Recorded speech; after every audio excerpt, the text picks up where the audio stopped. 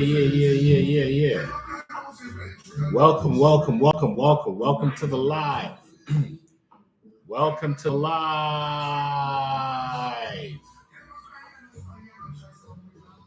Welcome to the live. Happy Wednesday to you.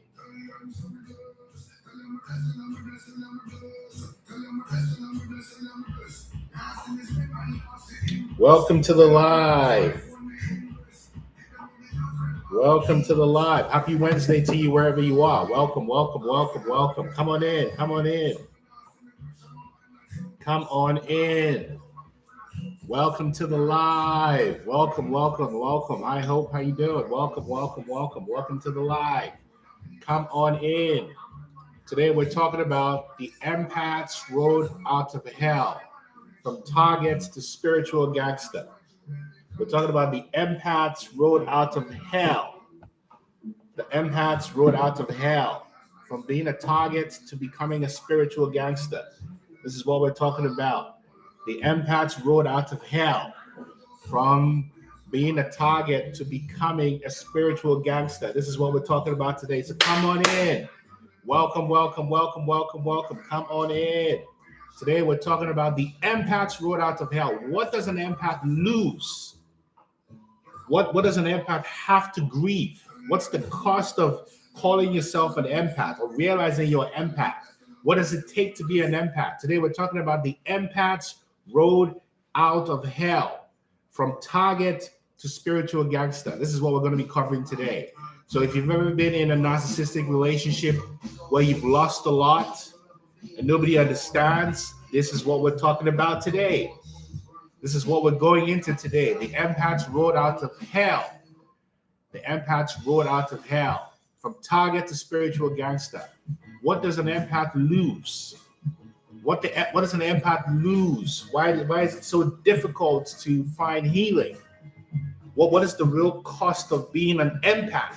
This is what we're going to talk about today. The empath's road out of hell, from target to spiritual gangster. So come on in. This is going to be a heavy transmission. So come on in. And happy Wednesday to you. So let me get started. The empath's road out of hell, from target to spiritual gangster. So first of all, this is for any empath. And an empath who's gone through, hey, Brett, I know what you've gone through, Brett, and this is for you. You see, if you're an empath, I want you to hear this very, very, very clearly, Corey. You did not come here to be a punching bag. You did not incarnate to become a food source for narcissists, narcissistic systems, or spirits that thrive on your light. You see, but the path out is brutal. The path out of this is really brutal, because the empath's path is one out of hell realms, griefs, alchemy, all kinds. It's not cute. You see, it's not aesthetically pleasing, but it's a dismantling. And if you've walked through the long tunnel of narcissistic abuse, you know exactly what I mean.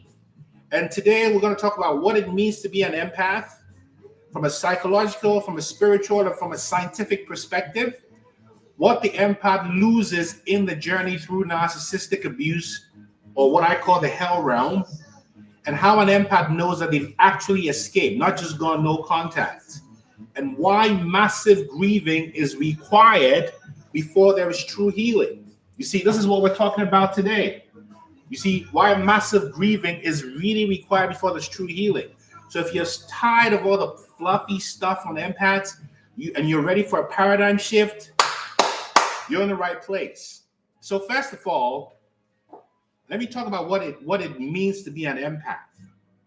You see, most empathic content stops at I feel people's feelings. But that's a piece of it, but it's not the whole. At a psychological level, affective empathy is the ability to feel what others feel. Then there's cognitive empathy, which is understanding what others feel. Then there's compassionate empathy, which means being moved to respond and help, right? As an empath, as we are using the term here, An empath is someone whose affective and compassionate empathy are both heightened and whose nervous system is very permeable, meaning that your body doesn't just recognize another person's state, it mirrors it. It mirrors it. Your sense of self can blur with another person's state, especially in close relationships or high intensity environments. And your baseline attention is externally oriented, constantly scanning and attuning.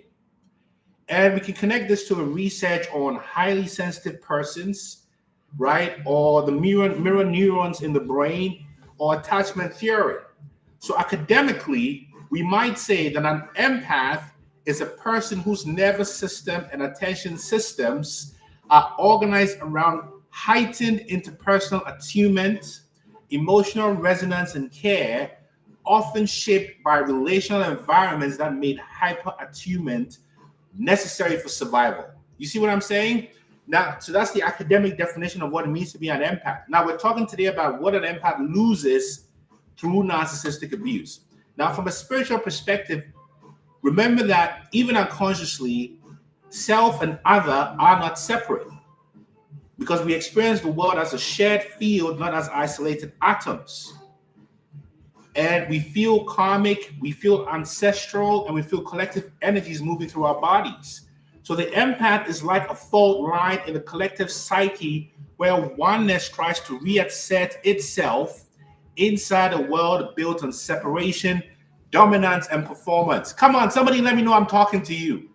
And if I'm talking to you, type transform in the comments. Let me know I'm talking to you.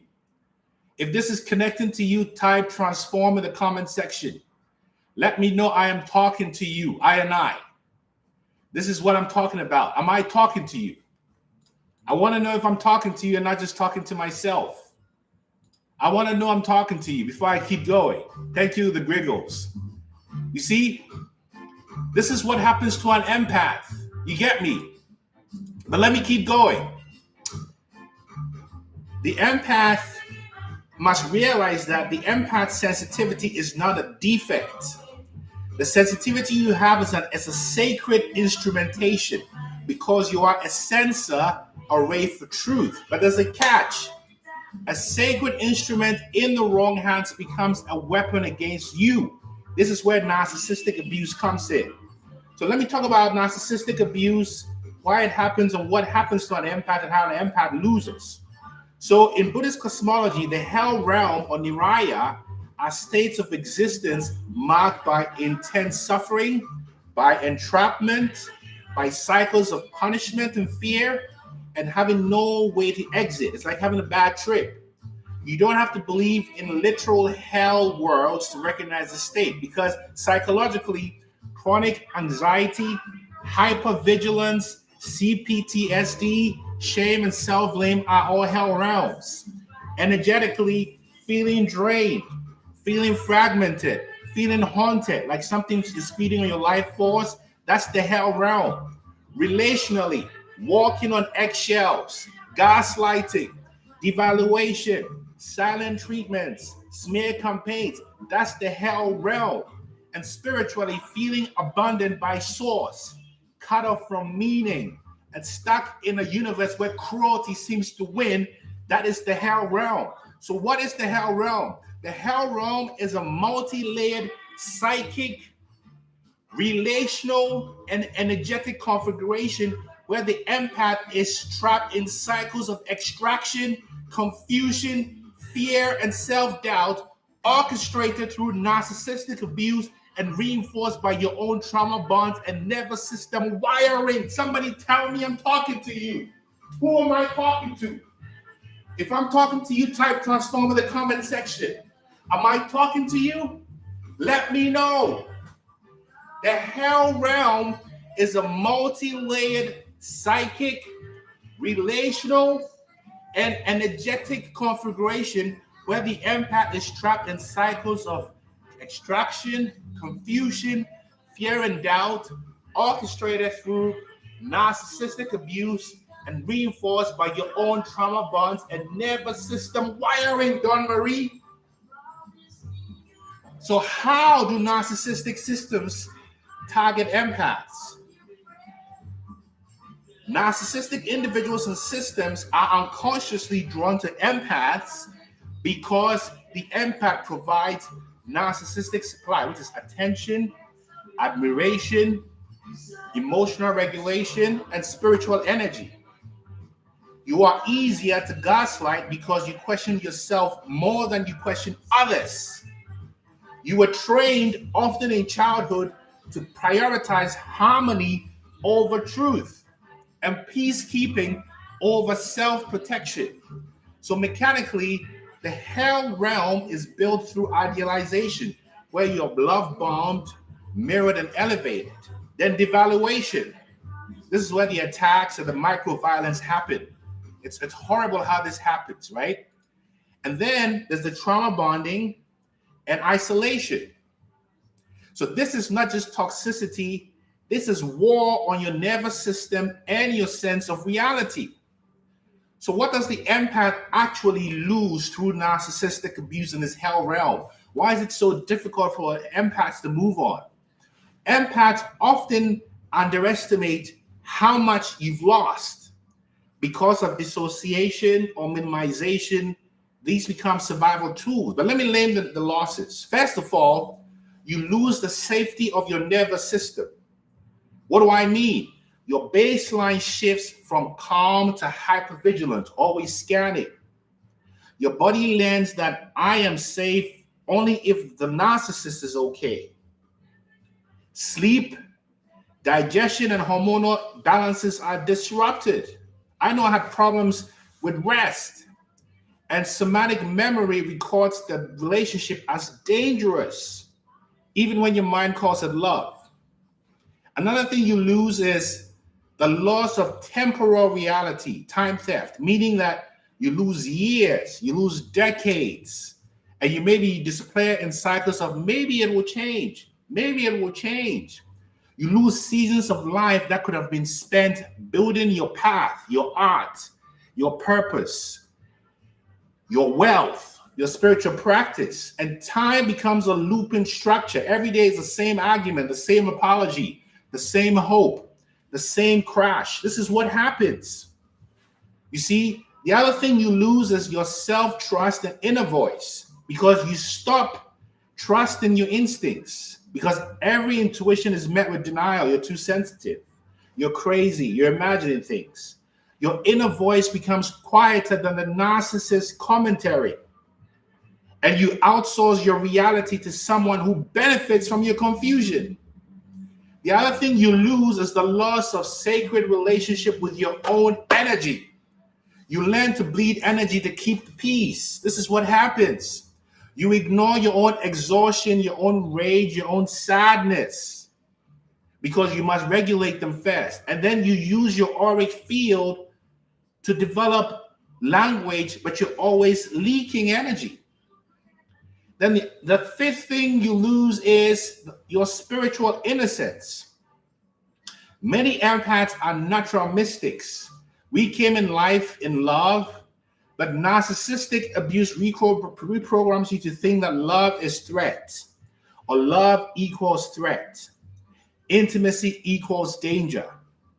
God doesn't care about me. And you can end up more comfortable in suffering than in genuine care. This is why the path of an empath is so difficult. It's not just an emotional issue, it's ontological. It changes what you believe reality is.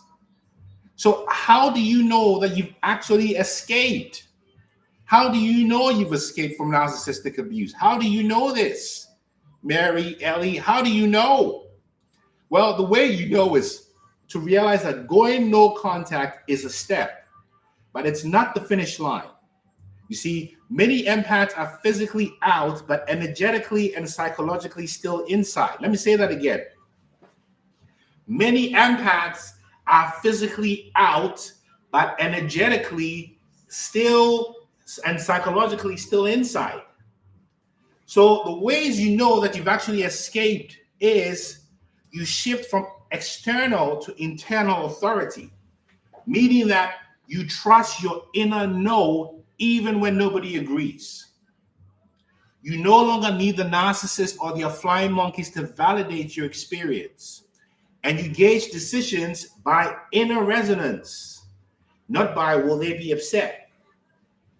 Another way you know is in your nervous system, right? You experience periods of genuine calm that are not dependent on the narcissist's mood. Your body starts to feel like home again. You see? And you realize that triggers will arise, but you witness them rather than drown in them. You have tools like breath, like somatic release, like meditation, like prayer. The other way you know you've escaped is it hits different ones in your family, and it's usually your own family.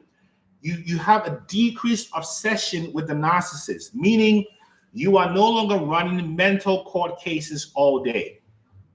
You also become less interested in diagnosing them and more interested in building you. You see?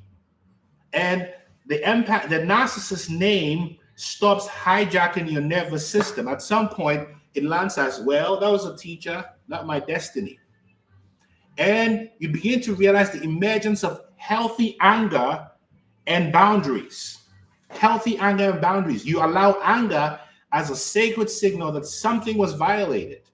And you can say no without a 2-page essay of explanation. You don't need to explain. And you no longer make yourself available for abandonment. You're mainly available for compassion. You see? And then you begin to open to a new cosmology, meaning your worldview starts to shift from I am cursed to I am being initiated.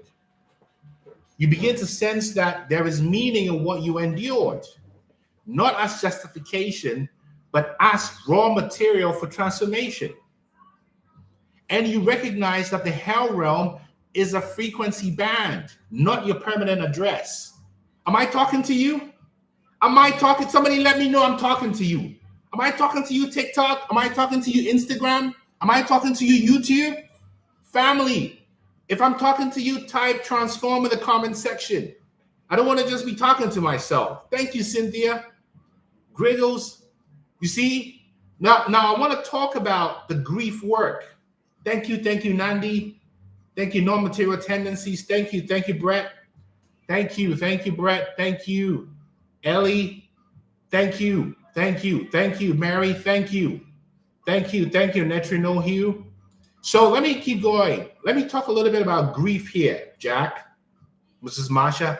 Empaths often resist grief because we have been the strong one for everyone. Hope for health. We fear that if we start crying, we will never stop. And that is so false. I have cried so many tears, like Tupac said, I shed so many tears. I cried so many tears. So many tears.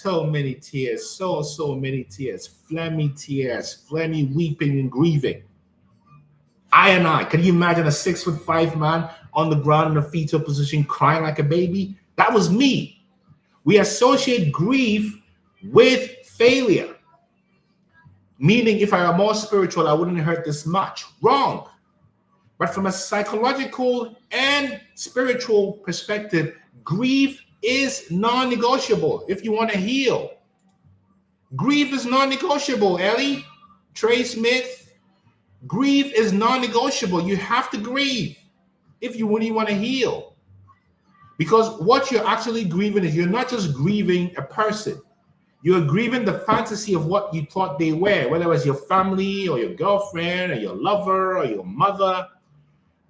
You're also grieving the fantasy of who you thought you could be for them, meaning the one who could fix, heal, save, and redeem.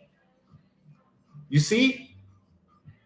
You're also grieving the loss of time, the seasons of your life, the wasted time, the 5, 10, 20, 30, 40 years. And you're also grieving the loss of family illusions. Oh, we're a good family. We're a loving partnership. This community is safe. I know I had those illusions. You are grieving the loss of family illusions. And then you're also grieving the loss of your old self, the version of you that could tolerate that level of abuse and call it love. Let me go through these again. What an empath is actually grieving is the fantasy of who you thought the narcissist was. You're also grieving the fantasy of who you thought you could be for them. You're grieving the loss of time wasted. You're grieving the loss of family illusions. I thought that was my wife, my husband, my lover, my whoever, my mother, my father, my cousin. Oh, Nandi, cry it out.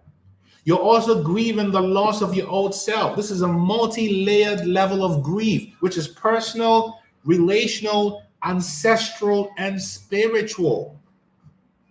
Now, from an academic perspective, because I always like to give you the evidence, complex grief is where trauma and attachment are intertwined.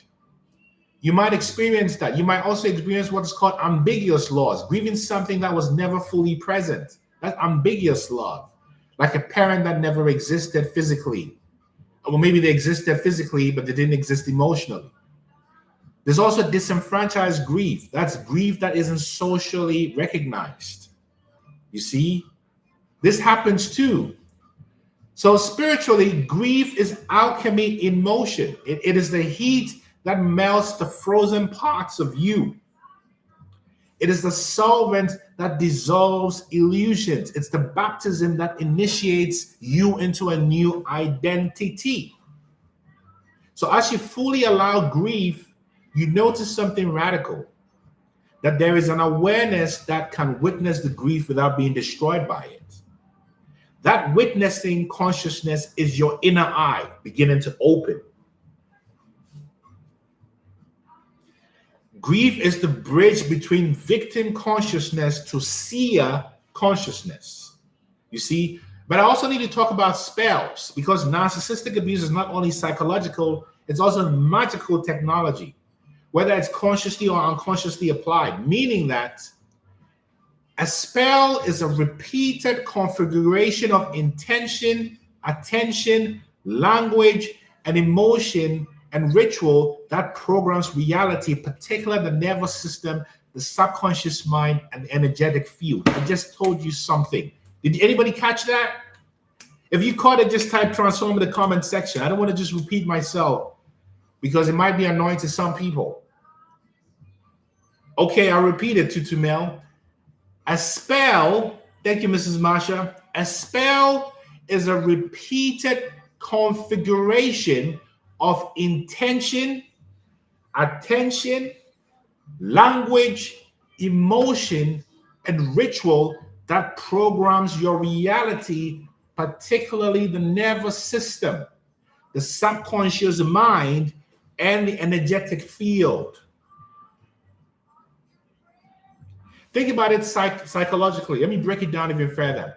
Intention is where you focus on a goal. Attention is where your energy is directed repeatedly. Language are the stories and the names we use to label. And emotion is the charge that imprints the memory with belief. And then ritual becomes a repeated pattern that makes it stick. This is indistinguishable from conditioning in behavioral psychology, from ritualization in anthropology. It's energetic. So narcissistic abuse is pure spellcraft, because these spells are reinforced with emotionally charged events and rituals of punishment and reward. So what happens energetically? Your inner eye, the ability to see truth, is closed by doubt. Your heart is collapsed into shame, and your nervous system gets hardwired to associate abuse with attachment. Oh, that's the spell. That is the spell. Did somebody hear me? Did somebody hear I and I? That's the spell. You see? Now, I want to talk about alchemy. And if you want to know more about alchemy and how you escape once and for all and become non-resident to narcissistic abuse of any kind, at work, at home, in your social life, with yourself, book a free session at innermileage.com. Innermileage.com. And even if we're not a match, I'll tell you the truth. You see? So in spiritual alchemy, you see, ancient alchemy wasn't only about turning metal into gold. It was also about turning the human lead, which is ignorance, fear, fragmentation, into spiritual gold. Alchemy is not just about turning brass into gold. It is about turning the human lead, which is ignorance, fear, and fragmentation into spiritual gold. And spiritual gold is wholeness, an awakened heart and mind, and wisdom. And the stages of alchemy are as follows: Nigredo, which is the breakdown, your life collapses. Then albedo, which is the cleansing, where you do the grief, the therapy, the somatic work, the coaching to wash off the projections. Then there's cintrinitas, which is the yellowing, the illumination, where your insights start to land. I was a target because of my light. Oh, that makes sense. And then finally, there's rubedo, which is the reddening, where you don't just know you're powerful, you live it. Now, the inner eye that I'm talking about, an inner mileage, this inner eye is the capacity to perceive truth behind appearances. Once again, this is the eye of Horus from Kemet. Did I talk to somebody when I said the eye of Horus? If the eye of Horus resonates with you, just type Horus in the comment section. I want to know who is into Kemetic magic here.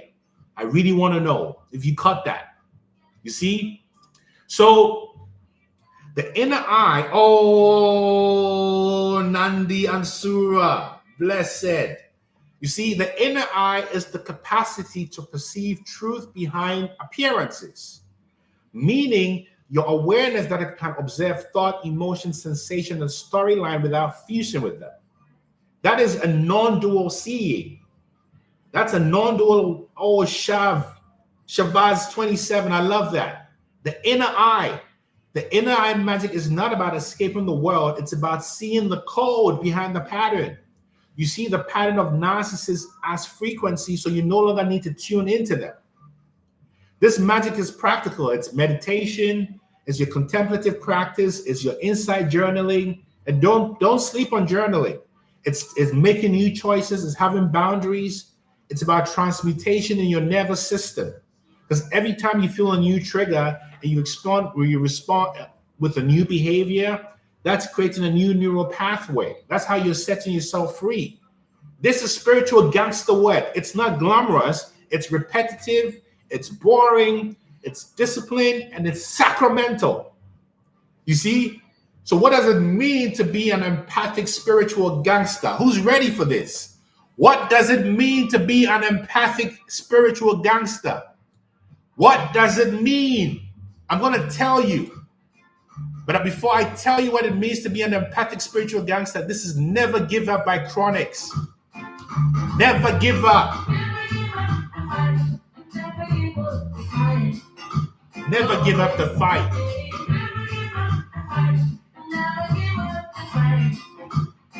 Rastafari Chronics. Tell them, Chronics, never give up.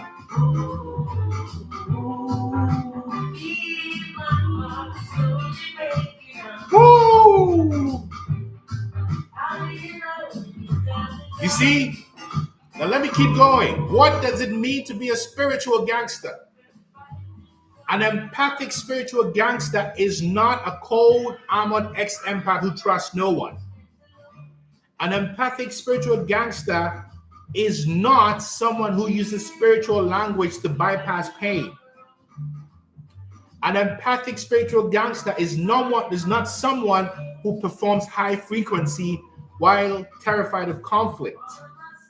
An empathic spiritual gangster, here it is somebody with a heart that is open and a spine that is strong. You keep your heart field online, but your backbone is uncompromising. You can love someone and still say, you will not have access to me in this lifetime.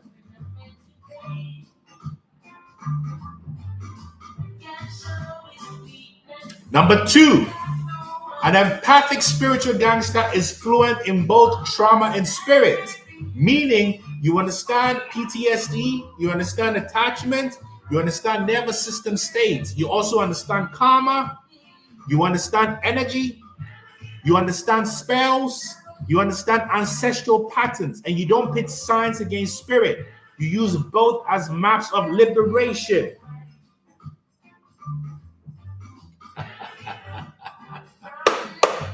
Huh? This is what it is. Excuse me, I need some water. An empathic spiritual gangster is loyal to truth over belonging, meaning you no longer sell your soul to family systems or relationships that run on narcissistic fuel. Miss Wonder Woman, we're all learning. Number 4, an empathic spiritual gangster is a spell breaker and spell caster. You inherited the scripts, but you create new spells where you say, my sensitivity is sacred technology. My boundaries are love and form. I am not available for low vibration health frequency connections. And finally, a spiritual gangster is a builder of the heaven frequency right here. You don't just escape abuse, you build environments where nervous systems can exhale, where truth is welcome, and where souls remember themselves. Your presence becomes a regulatory and recalibrating tool for others, not because you're rescuing them, but because you're regulated, rooted, and real. Who am I talking to? If I'm talking to you, type transform in the comment section. Let me know I am reaching you. Let me know I am doing my job. And if you're more comfortable, Neutrino, big up yourself, Neutrino Hugh. One love. 7 of God, Ellie Wynn, that's what it is. You see, being an empathic spiritual gangster, Nandi Ansura, means you graduate from seeing yourself as the weakest person in the room to recognizing that you're often the most spiritually resourced and therefore the most responsible for protecting your energy and modeling a different way. Let me say that again. Being an empathic spiritual gangster means you graduate from seeing yourself as the weakest person in the room to recognizing that you are often the most spiritually resourced and therefore the most responsible for protecting your own energy and modeling a different way. You see what I'm saying? That's what it means to be a spiritual gangster, so you can be soft. The softer you are, the more gangster you are. You see what I'm saying? The softer you are, the more gangster you are. You see, I can bring the fire too. Because how do you integrate all this but remain soft? You see, that's what it means to be a true spiritual gangster. You can go anywhere because you've been into the deepest recesses of hell. You see what I'm saying? So lightning, thunder, and fire. Lightning, thunder, and fire. Fire burn them narcissists. But how do you bring this all together as I end here? You've made it this far, and I want you to hear this. You are not broken because you struggle to leave. Brett, I'm talking to you. Brett, you are not broken because you struggle to leave. Corey, I'm talking to you. You are not weak because you grieve intensely. Miss Marsha, you are not stupid because you fell for it. You were initiated. You were initiated. And you walked through a hell realm designed to break your spirit. You walk through a hell realm that was designed to break your spirit. And I feel for you, for all of you who've been through narcissistic abuse. You went through a hell realm that was designed to break your spirit, and you're still here. You're asking questions. You're seeking truth. You're willing to do the work. That alone tells me who you are. Not that you need, it matters, but I'm telling you. So the path now is to name what you went through clearly without minimizing. Grieve what was lost. Grieve. Brett, this is the work we're going to do, Brett. Study the architecture of trauma, of spells. Big up soul sisters. Practice alchemy. And choose your identity. So if this resonated with you, and I'm happy to take a couple of questions on video, particularly on TikTok and Instagram. If this resonated with you, I want you to comment transformed in the comment section and know that you are in that transition. Share this with another empath who keeps blaming themselves, and subscribe to the channel. Book a free session at Inner Mileage. Like I said, even if we're not a fit or a match, I will tell you the truth. because you know who I serve and who I work for. I work for the I. I work for the I. You understand? I work for the I, for the I, for the I. So this is truth. You see? This is what it means to be an empathic spiritual gangster. You went through hell and you were not broken by it. You lost so much and you're still here. They couldn't break you. They couldn't defeat you. And when I say they, I mean the forces of narcissistic abuse. Your wife, your girlfriend, your husband, your mother, your father, your cousins, your siblings, your extended family, your bosses, your co-workers, your neighbors. It's a monitoring spirit filled with the Jezebelian energy that has only one mission, which is to destroy you. So if you want to ask a question on TikTok, just invite yourself via video. You can ask your question, or I can invite some random folks to come in. If you want to ask a question, come on in and ask your question, because I usually like to have a little bit of interaction before we wrap up. So anyone who has a question, just come on in. Invite yourself on Instagram. Let's see what questions are coming up on YouTube. We are in this together. We are in this together. And when you realize, you see, the same thing that kept you in victimhood is the same thing that brings you to victory. You see, it's the same thing. It's the same energy. It's all about energy and intention and attention. That's all it is. That's all. It's nothing else.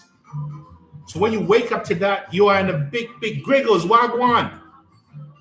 What's up? Talk to me. What has happened to you with these narcissists, Griggles? You're telling the truth. You helped me out a whole lot, because everything you're saying is about hell. Is just this life, some people are chosen like reincarnated souls to straighten it out. It's straight no matter what. When you're in the dark, you don't even know where you're going or what. It's straight forever. There's no end. Just keep moving straight. You know, when I look at you, do you know what I see, Griggles? You want me to tell you? Are you ready? I can't hear you, Griggles. Are you ready? Yes. I see a very highly intelligent being. More intelligent than the average. It's your eyebrows. The eyebrows are a sign of intelligence. I also see the kindness in your eye, but I also see the sadness of what you've been through, misunderstood.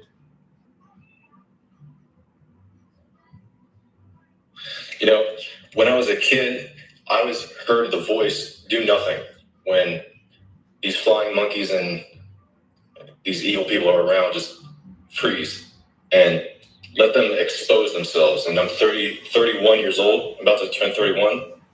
And that's what I've been doing up till now. And things are changing. And yesterday I said to myself, I know why you say transform, because there's nothing left. It's like from nothing to nothing. Absolutely nothing. There's all this grief of, when you're a child, you think your father is God.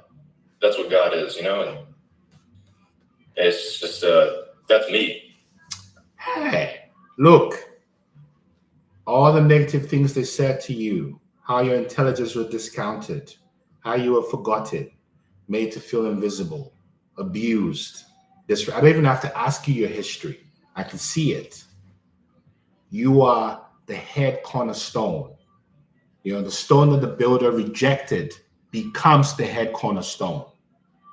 So the only thing I'll offer you, Griggles, is watch your diet.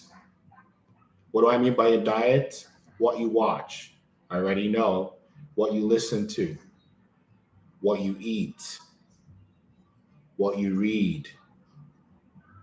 What you give this avatar. Because this avatar is your temple. Without this temple, this doesn't exist, which is what we are. It transmigrates into ether. So keep the temple, keep your King Solomon's temple pure. And I like what you said about silence, which is different from a silent treatment. Because in silence, do you know what happens when you activate silence? I know there's nothing in my field. There's nothing in front of me, nothing behind me. So I turn into nothing. So if you're nothing, how can something come at you? Right. Because you're everything. If you're nothing, how can something come at you? Because you're everything. Did you see the equation I just gave you? Yeah. When I get scared, I think there's nothing here. There is nothing. Griggles, look at me. And breathe as you're looking at me.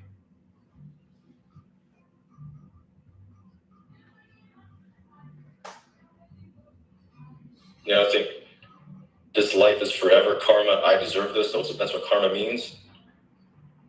Before conception, there was nothing. That's me. So we're coming back to nothing. Silence. Look at me with your permission. Breathe.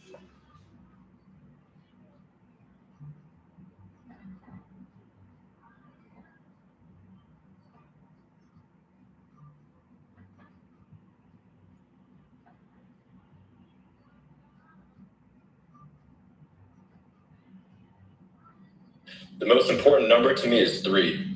For some reason, I wait 3 exhales. And it's straight. Stop counting. Always number 3, yeah. Give in to nothing. Look at me. Please. Breathe. There's no test. Just presence. Breathe. Breathe. Griggles, breathe.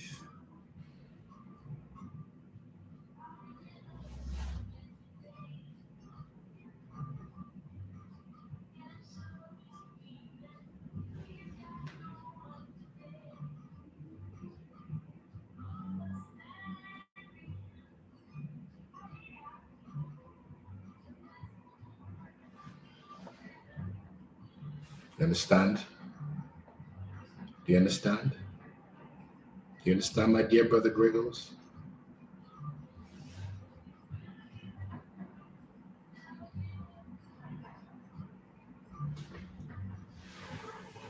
One love, Griggles. Thank you so much. Come back anytime. You heard me? Yes. See, we dealt in silence, but Griggles had everything. This is what we do. One love, yeah? Thank you. One love. You're okay. You're okay. Yes. Just silence. That's the message.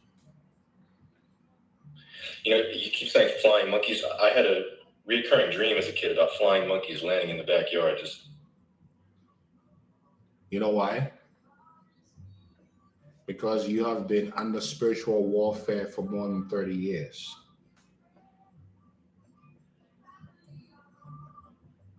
Am I just talking to myself? Am I just talking to myself, Griggles? The word is war. That's what you've been through for 30 years. Am I just making this up? The word is hell. Hell, that's what we're talking. What do you think this is? This is pure warfare. That's why I'm talking about magic. And magic is simply mathematics. Magic is math. Being psychic is pattern recognition. So Griggles, stop talking.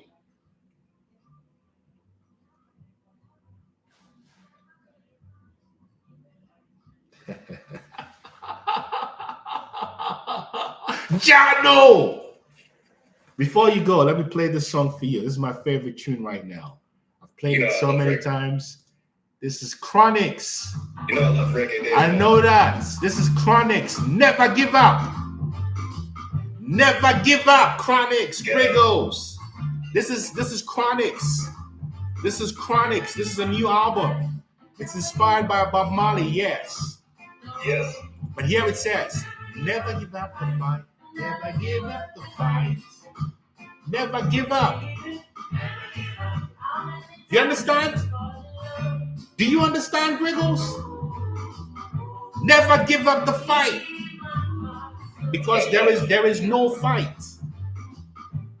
The only fight is to remain silent. The biggest fight is to quiet your mind and be silent. You understand me? Silence. Silence is pregnant with so much. Go into quantum physics. That's exactly it. Because when you activate silence, all your spiritual guides start working for you.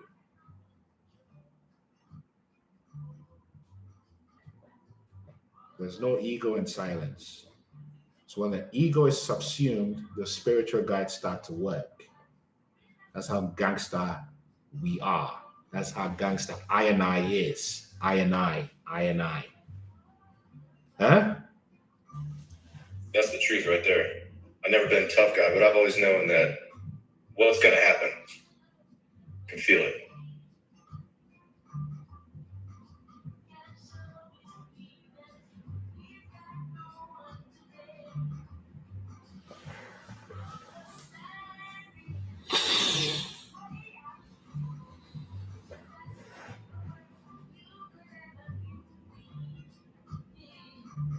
You know why?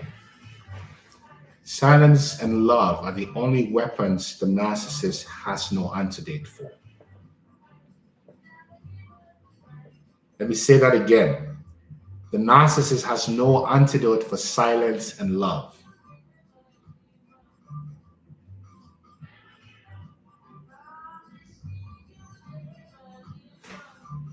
It's okay. Yeah? You want to learn more? Book a free session, yeah? One love, Griggles. Big up yourself, yeah? Thank you. Peace and love. Take care. Thank you so much. You're welcome. Take care. All right, let's see who's coming in. Tutu, how you doing? Can you hear me, Tutu? Can you hear me? Yes. So tell us what's going on with you in your world with these narcissists.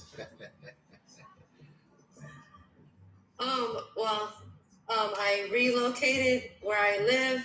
I changed where I work. I went into working on private duty in someone's home, and I got some space by taking a trip to flee my environment for a while, just to clear my head, because there's so much in my head. Like, I couldn't hear. I don't want to say you're hearing voices, but like, you have so much racing thoughts that is just overlapping that you just could.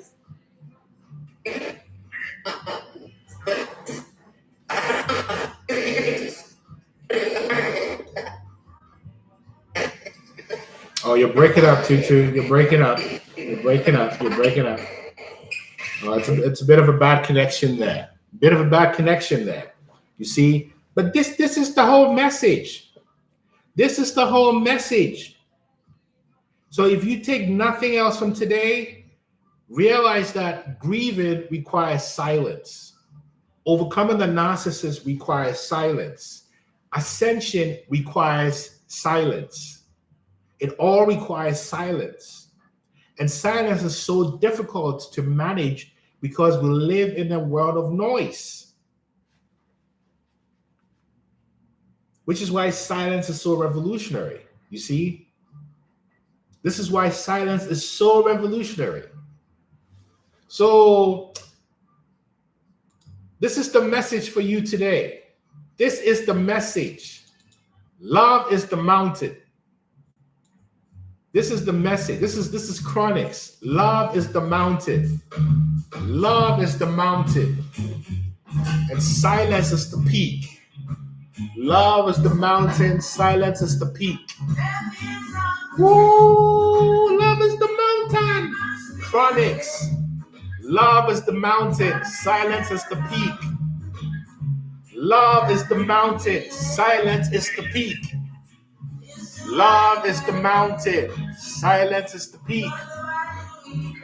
Love is the mountain. And silence is the peak.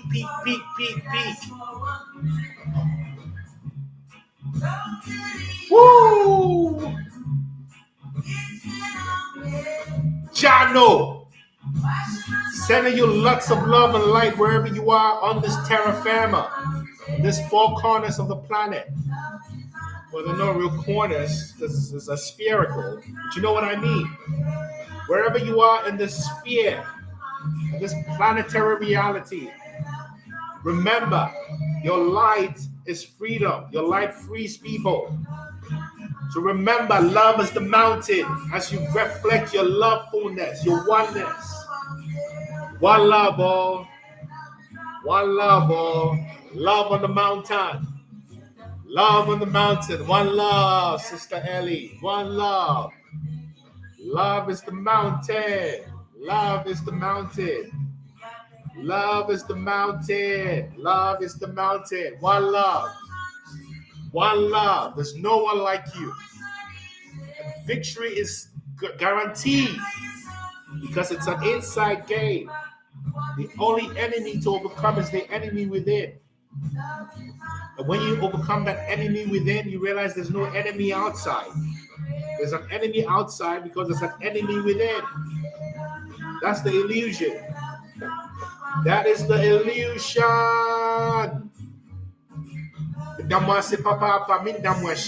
Thank you so much. Thank you. Thank you so much. Book a free session at innermileage.com. Book a free session at innermileage.com.